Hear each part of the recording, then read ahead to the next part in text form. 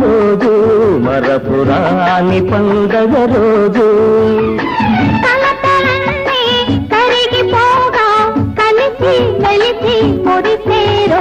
పాప పుట్టిన రోజు మరపురాని పండగ రోజు